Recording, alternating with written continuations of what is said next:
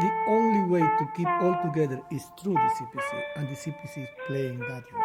So I have no doubt that that China will continue on that path and achieve its goals.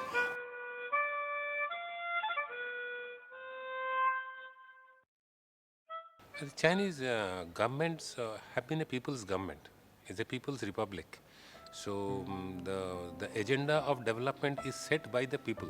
It's run by the people. I think it's good, and China has developed. It's visible now.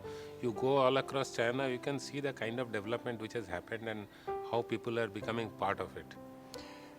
Well, the reality of the last 30 years show that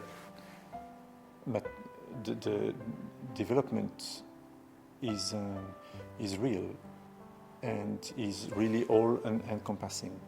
So I have no doubt that China will continue on that path and achieve its goals. Of course, every country, my country and China, have challenges to meet, and they can be obstacles on the path to development and the achievement of the goals. But I trust that the Chinese government will overcome those challenges and reach its goals. When I was here in the 90s, another big country in Asia fall apart and divided in many nations. And I was talking with one professor, and he told me that that will never happen in China, because the unity goes around the CPC, and the people have confidence on the CPC. The importance of the CPC therefore has to be related to the existence and to the purpose of the Chinese policy. You cannot see China without the existence of one spirit, one power that keep the whole country united.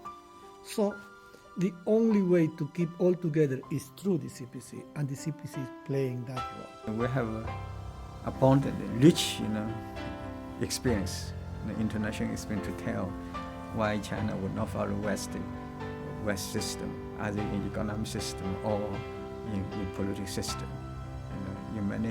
In other parts of the world, for example, like Middle East, the U.S., under the Bush government, the U.S. carried out the Greater Middle East plan to promote the Western type of democracy there, right? But you can see for so many years, now the whole Middle East is in chaos. We don't expect all the Middle East will come up in the next 10, 20, even 30 years, even longer time, right? Also in other parts of the world, Africa, Latin America, because Western type of democracy does not work there, right? It does not work there. So I don't think China will follow, because China is a civilization state, has a rich history. So China, I don't, because also early on, in modern China's time, Dr. Xing Zhongshan used to try to practice Western type of a parliamentary system, but that was a failure. That led to the failure of the parliamentary system, led to warlordism for such a long period. China. So for many generations of Chinese, they still have this memory, right? So I don't think and even with very high pressure from the West, China will practice that, because particularly since the open door reform, China has found its own way